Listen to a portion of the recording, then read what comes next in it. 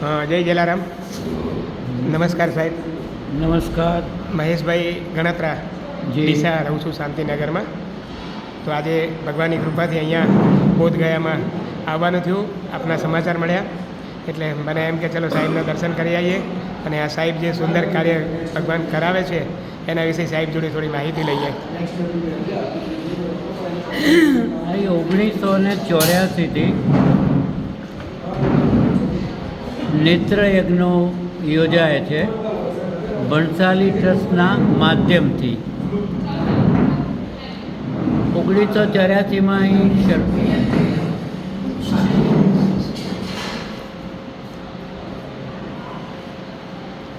1984માં અહીંયા પહેલો નેત્રયજ્ઞ કર્યો અને 2200 ઓપરેશન થયા હતા. એનાથી અમને આનંદ થયો અને અહીંની જે પછાત વસ્તી છે તે વખતે તો અહીંયા કોઈ જ સગવડ નહોતી આંખના ઓપરેશનોની, આંખના રોગોની સારવારની. અને પહેલીવાર આ જગ્યાએ આ કેમ્પ થયો એ અમે સમન્વય આશ્રમ, જે વિનોબાજીનો આશ્રમ છે, એ આશ્રમમાં કેમ્પ કર્યો હતો. અને મહેશભાઈ ભણસાલી સાહેબ, જે ભણસાલી ટ્રસ્ટના ટ્રસ્ટી છે, એમને અહીંયા 1965માં જ્યારે ખૂબ મોટો દુષ્કાળ પડ્યો હતો અને આખા વિશ્વમાંથી સહાય આવી હતી બિહાર માટે, ત્યારે અહીં રહી અને એમને સેવા કરી હતી. અને અહીંયા રવિશંકર મહારાજે એમને અહીંયા મોકલ્યા હતા, એટલે એમની અહીં ઓળખાણ હતી. હું ડૉક્ટર કિશોર આસનાની, મેં મારું MBBS ગ્રેજ્યુએશન બિહારમાંથી કરેલું છે. અરે વાહ, બિહારમાંથી કરેલું છે. સરસ. એટલે અને હું એમની સાથે નેત્રયજ્ઞોમાં 82ની સાલથી જોડાયો હતો. અમે નાના નાના નેત્રયજ્ઞો કચ્છમાં, સાબરકાંઠામાં, ઇવન અમે મધ્યપ્રદેશના અમુક ગામોમાં, રાજસ્થાનના ગામોમાં એવી રીતે કરતા હતા.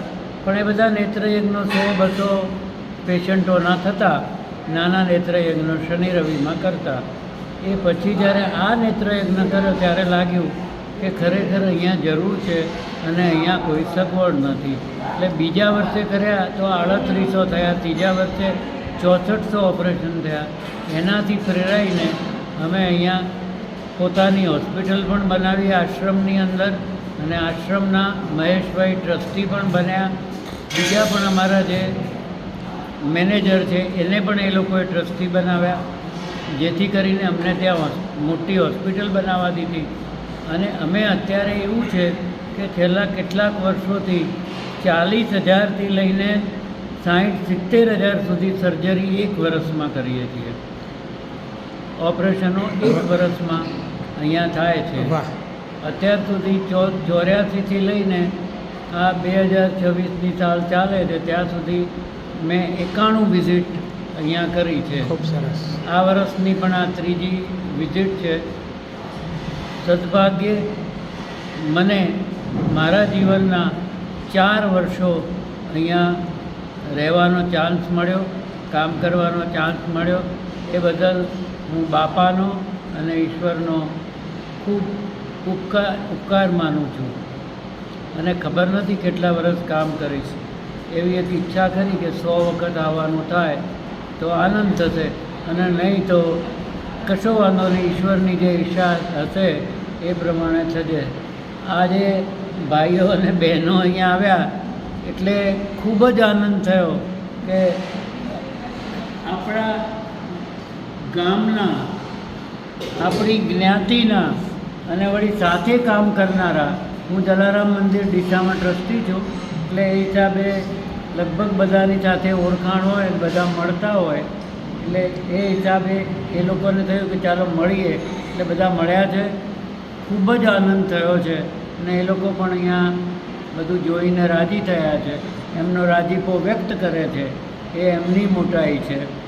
અને જ્યારે ચાન્સ મળશે ત્યારે બાબરની ગૌશાળા વિઝિટ કરવાનો અંદરથી વિચાર છે.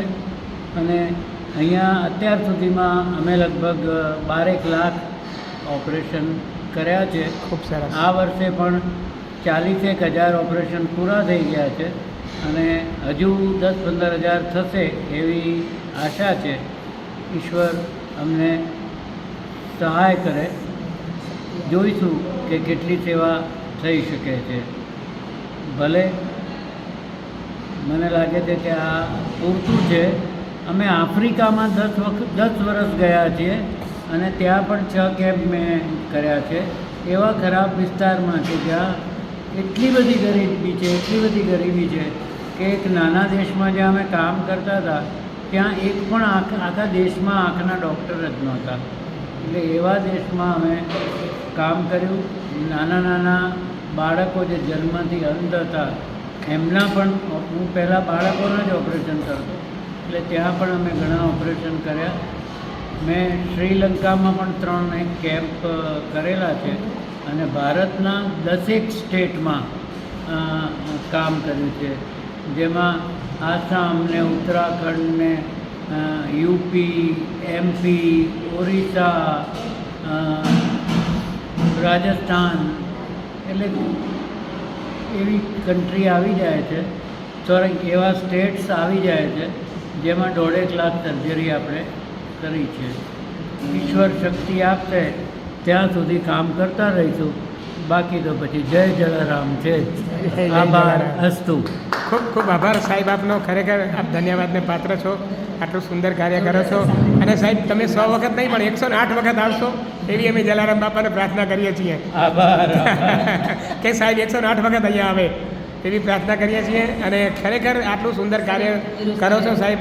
અમે બી બહુ ધન્ય અનુભવીએ છીએ અમારી જાતને કે અમને આજે તમારી જોડે આવવાનો મોકો મળ્યો. ખૂબ ખૂબ આભાર. જય જલારામ. જય જલારામ. ખૂબ ખૂબ આભાર.